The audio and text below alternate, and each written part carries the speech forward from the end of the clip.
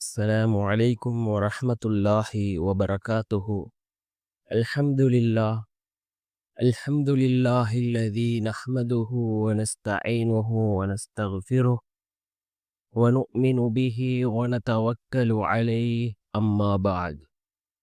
அன்பிற்குரிய அல்லாஹ்வின் நல்லடியார்களே, அன்பு சகோதரர்களே, நாம் தொடர்ச்சியாக பார்த்து வரக்கூடிய துஆக்களினுடைய திக்ருகளினுடைய தொகுப்பில் இன்று நாம் பார்க்க இருக்கின்ற விடயம் என்னவென்றால், இன்றைய தினம் ஜும்ஆவுடைய நாள். அசருடைய தொழுகையை தொழுதுவிட்டு இந்த 10 திக்ருகளையும் நாம் ஓதுவோம். இந்த திக்ருகளை ஓதுவதன் மூலமாக அல்லாஹ் ஜல்ல சுப்ஹானஹு வ தஆலா நம்முடைய வாழ்க்கையில் உள்ள கஷ்டங்களை நீக்குகின்றான், கவலைகளை நீக்குகின்றான். அல்லாஹ் கடனில்லாத வாழ்க்கையை நமக்கு ஏற்படுத்தி தருகின்றான். செல்வ செழிப்போடு அல்லாஹ் நம்மை வாழ வைக்கின்றான். பிறரிடம் கையேந்தக்கூடிய சூழ்நிலைகளை விட்டும் அல்லாஹ் நம்மை காப்பாற்றுகின்றான். அந்த அளவுக்கு சிறந்த அற்புதமான 10 திக்ருகளை தான் நாம் இன்றைய வீடியோவில் பார்க்க இருக்கின்றோம். அன்பார்ந்தவர்களே, அல்லாஹ்வின் நல்லடியார்களே, அதிகமானோர் நம்முடைய சேனலை சப்ஸ்கிரைப் செய்யாமல் பார்த்து கொண்டிருக்கின்றீர்கள். நீங்கள் சப்ஸ்கிரைப் செய்து லைக் இடுவதன் மூலமாக நமது சேனலில் உள்ள வீடியோக்கள் இன்னும் பல சகோதரர்களுக்கு கொண்டு போய் சேர்க்கப்படும். அவர்கள் அதனை பார்த்து பயனடைந்தால் அதற்குரிய கூலியை அல்லாஹ் உங்களுக்கும் வழங்குவான். அன்பார்ந்தவர்களே, அல்லாஹ்வின் நல்லடியார்களே, இன்றைய தினம் ஜும்ஆவுடைய நாளாக இருந்து கொண்டிருக்கின்றது. நாட்களிலே சிறந்த நாள் ஜும்ஆவுடைய நாள் என்பதாக அல்லாஹ்வினுடைய தூதர் ஸல்லல்லாஹு அலைஹி வஸல்லம் அவர்கள் கூறினார்கள். அன்பார்ந்தவர்களே, அல்லாஹ்வின் நல்லடியார்களே, இந்த ஜும்ஆவுடைய நாளில் ஒரு நேரம் இருக்கின்றது.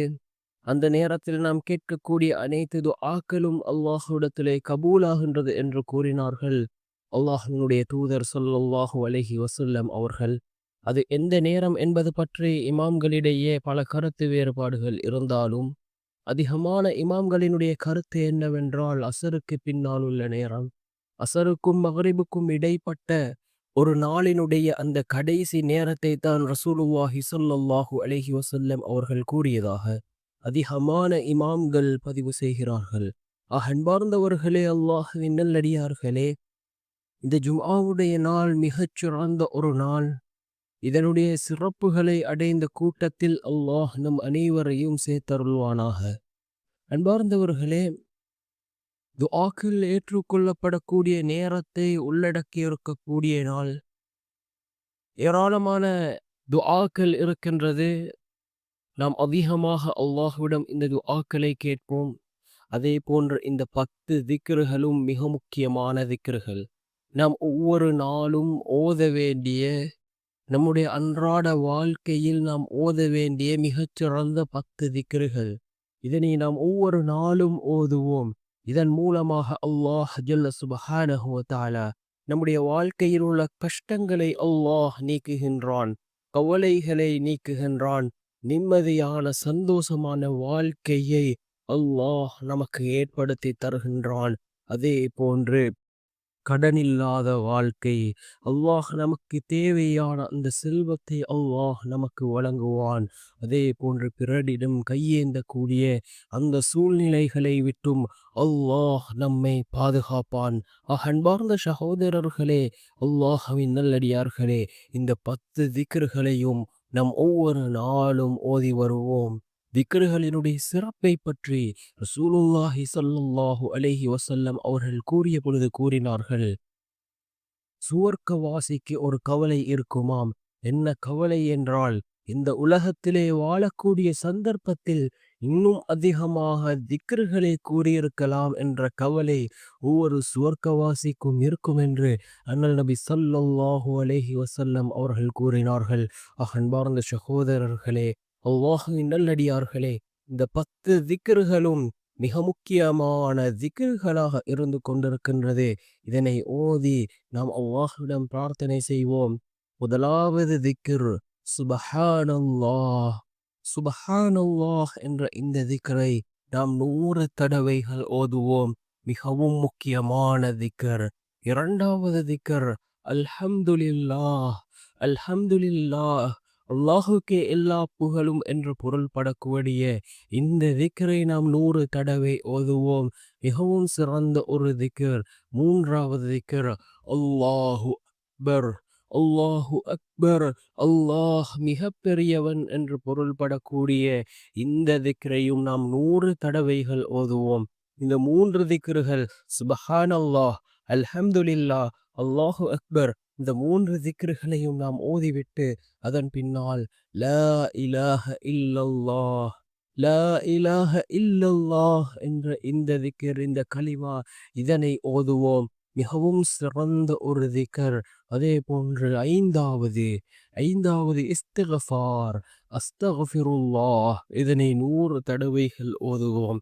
ஏனென்றால் முன்பின் பாவம் மன்னிக்கப்பட்ட நபி ரசூலுல்லாஹி ஸல்லல்லாஹு அலைஹி வஸல்லம் அவர்கள் ஒவ்வொரு நாளும் 70 முதல் 100 தடவைகள் இஸ்திக்ஃபார் செய்யக்கூடியவர்களாக இருந்தார்கள். பாவமே செய்யாத நபி அவர்களே ஒவ்வொரு நாளும் 70 முதல் 100 தடவைகள் இஸ்திக்ஃபார் செய்தார்கள் என்றால் எந்த அளவுக்கு அதிகமாக நாம் இஸ்திக்ஃபார் செய்ய வேண்டும். ஒவ்வொரு நாளும் பாவங்களை செய்யக்கூடிய நாம் அதிகமாக இஸ்திக்ஃபாரை செய்ய வேண்டும். இஸ்திக்ஃபாரின் சிறப்புகளை பற்றி ரசூலுல்லாஹி ஸல்லல்லாஹு அலைஹி வஸல்லம் அவர்கள் கூறிய பொழுது கூறினார்கள், இஸ்திக்ஃபார், யார் அதிகமாக இஸ்திக்ஃபார் செய்கிறார்களோ அவர்களுக்கு மறைமுகமான அவர்களுடைய தேவைகளை அல்லாஹ் பூர்த்தி செய்து கொடுப்பான். அவர்கள் நினைக்காத புறத்திலிருந்து அல்லாஹ்வினுடைய உதவியும் அல்லாஹ்வினுடைய ரிஸ்க்கும் அவர்களை வந்தடையும். அந்த அளவுக்கு சிறந்த ஒன்று, பல சிறப்புகள் கூறப்பட்டிருக்கின்ற ஒன்றுதான் இந்த இஸ்திக்ஃபார்.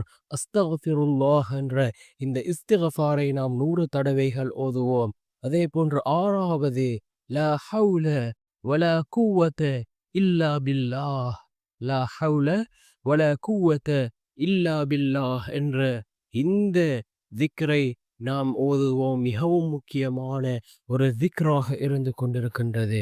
7வது, சுபஹானல்லாஹி வபிஹம்திஹி, சுபஹானல்லாஹி வபிஹம்திஹி என்ற இந்த திக்ரை நாம் 7 தடவை ஓதுவோம். மிகவும் சிறந்த ஒரு திக்ர், மிகவும் சிறந்த ஒரு திக்ர். சுபஹானல்லாஹி வபிஹம்திஹி, அல்லாஹுக்கு மிகவும் பிடித்தமான வார்த்தைகள். இந்த திக்ரை நாம் ஓதுவோம்.